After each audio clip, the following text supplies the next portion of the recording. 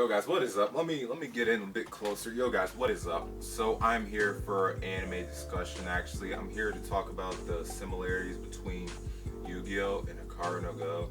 So pretty much both these shows, our main character, they come across some weird fortune, not a fortune, but some weird ass antique that happens to be possessed by some spirit, and they both get possessed by it, and they become sweet board game players or children card game players, whatever it is. Go's actually a board game, which Hikaru becomes sweet in, and then same thing for Yu-Gi-Oh.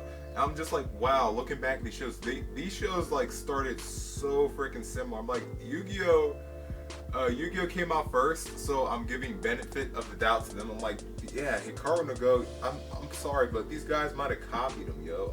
I'm just gonna go into a bit of the similarity. So in Yu-Gi-Oh, we had Yugi. He's looking at his grandpa's treasure or whatever. And it was like he put together some Millennium Puzzle, and bam, it had a spirit in it, possessed his body, and apparently it's like some great ancient pharaoh, which was like some powerful duelist who was like some god or something.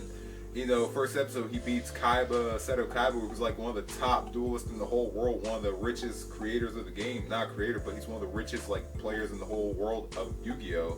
Like a famous celebrity. He beat him.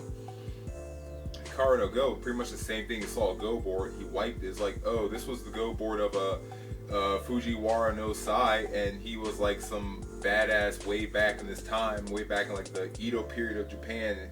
But he was playing a game of Go that he was gambling with his life, and he lost or some shit. And he lost his life because he bet his life or something, and he ends up beating Akira.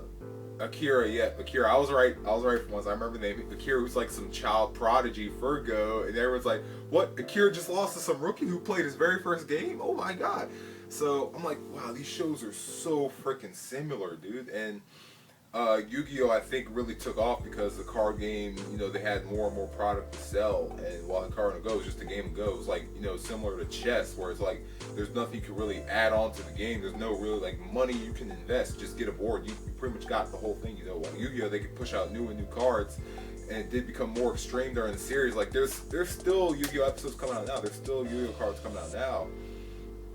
So it is crazy how it comes to episodes like where we gotta save the world now. We're playing card games on motorcycles. We're playing card games in school, man. We're playing them in space. It became wild. All these visions, people getting like all these powers and stuff. The whole world was like determined by playing a card game.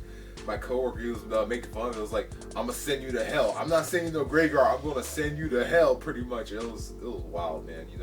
You want to save the world, punch him in the face. Yeah, I'm not gonna fucking pull a card. I'm gonna punch you in the face, and it just got crazy, man. Hikaru no Go pretty much went off to a where they do tournaments. Not really anything like world saving. Just pretty much, hey, I gotta do this tournament. I gotta be known. I worked so hard to get here. I've trained. I worked with my man, and then Fujiwara, the spirit for him. They both do end up disappearing. Atem disappears. The last episode, the last duel, and Fujiwara no Sai does disappear too. So I mean, it does have similarities. Very similar, guys. I want to hear your input on this. I want to hear your voice. Do you think these shows?